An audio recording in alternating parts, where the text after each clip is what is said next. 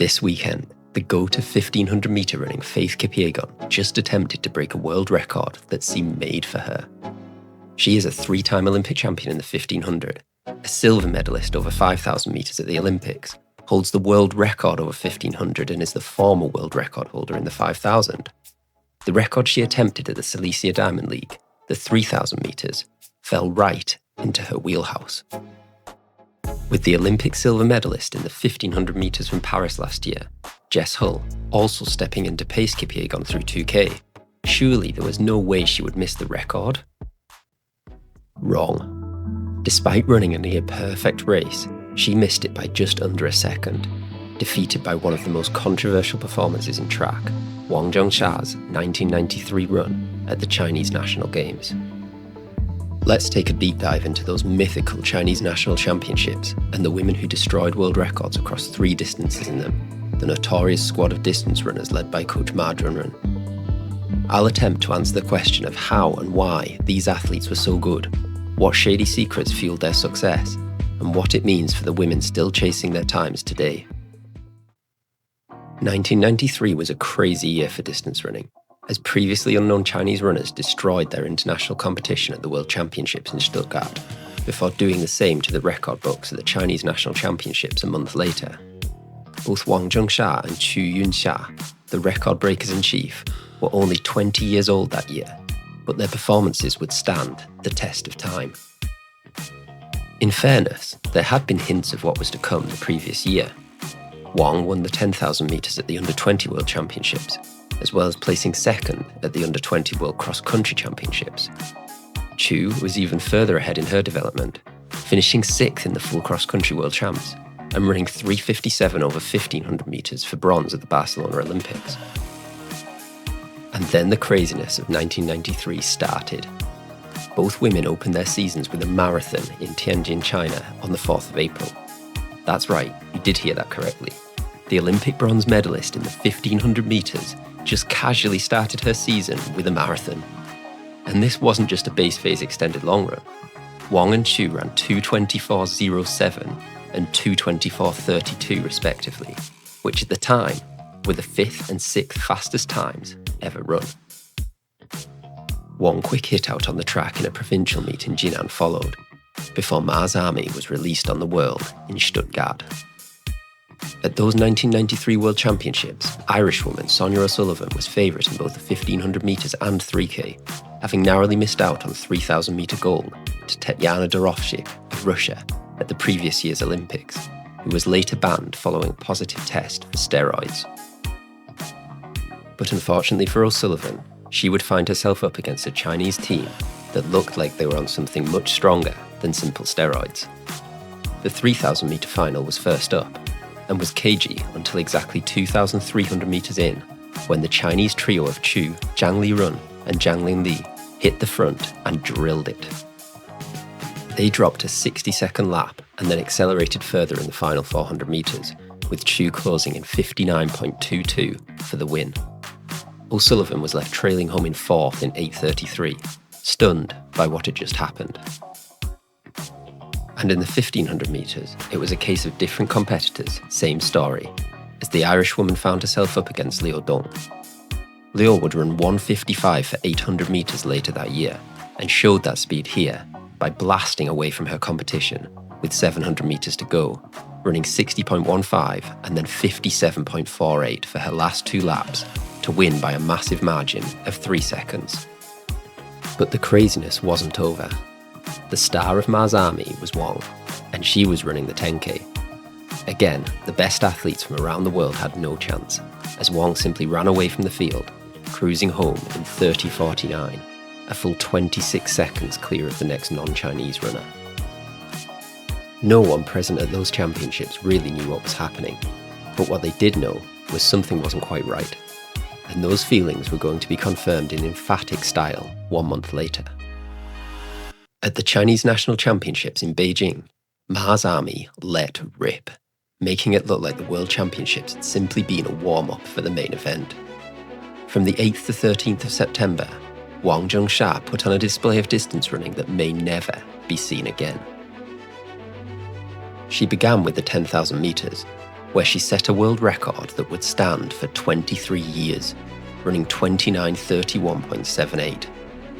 Now this time alone is already incredible, but what makes it even more jaw-dropping is the fact that she did it with a massive negative split. She ran the second half of that race in 14:26, 11 seconds faster than the 5,000 metre world record at the time.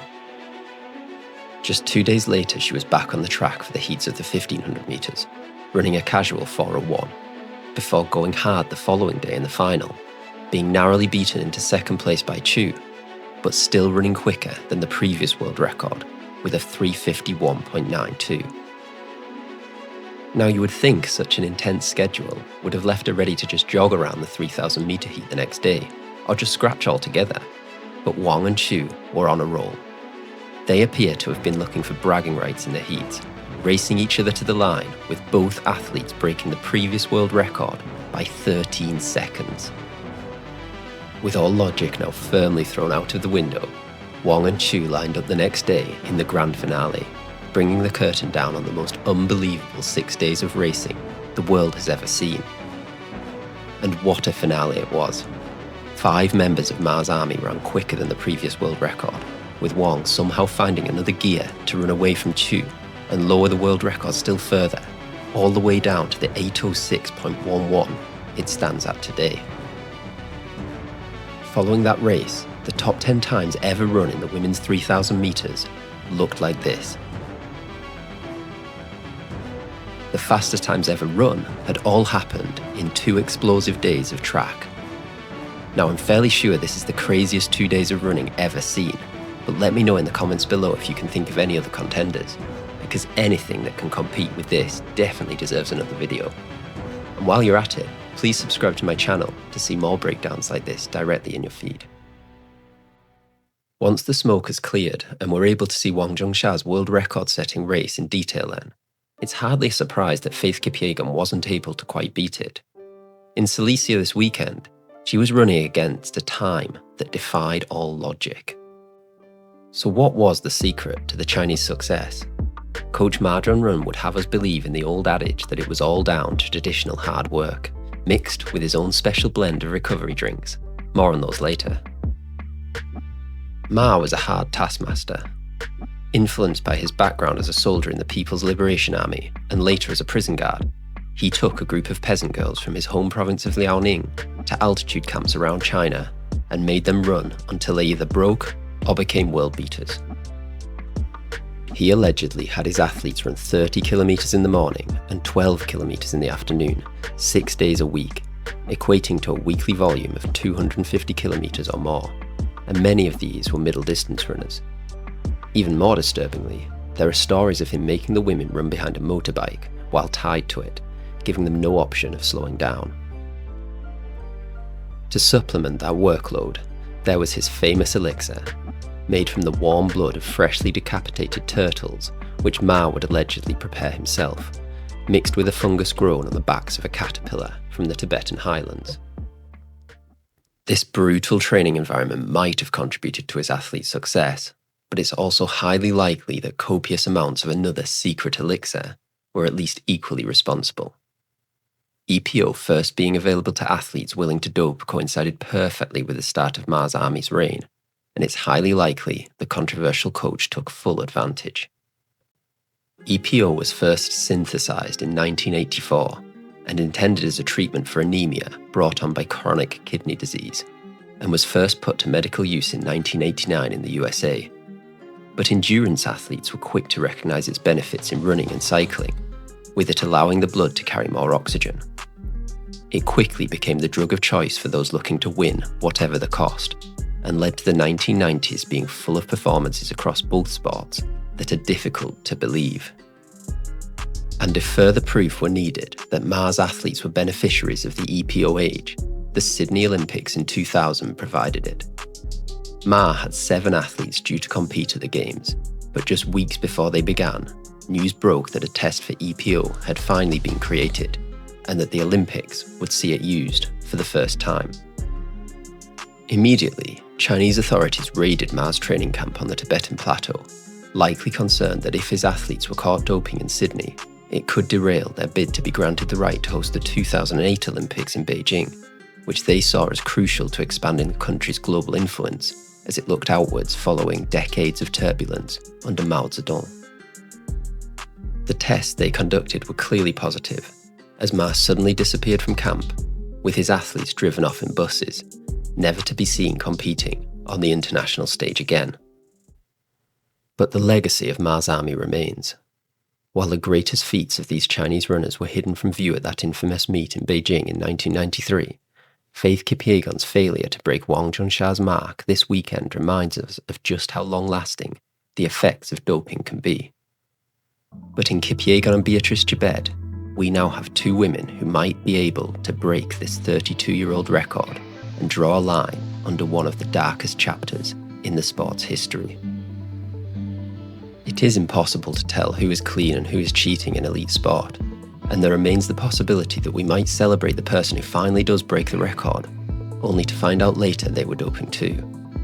But ever the optimist, I can only see the erasing of an almost certainly doped world record as a good thing, and therefore look forward to the next time someone attempts to run faster than 8:06.11 in the 3,000 metres. And weirdly, in this case I also feel a twinge of empathy with the Chinese runners themselves. It appears they never asked to dope. Press-ganged into subservience by a coach who controlled and mistreated them, it is likely they were not at fault here. Which is sad in its own way, because the performances they put down in 1993 were some of the most impressive and gutsy in history, almost regardless of the drugs taken to enable them. The history of doping in athletics is largely something I try to stay away from, because it's difficult to know what can be believed. But if you've enjoyed this video, look out for another coming soon on the only track world records older than this one, the women's 400 and 800 metres. And of course drop me a like, it really helps the channel and helps me to bring more of this content to you. Thanks for watching everyone, and see you in the next one.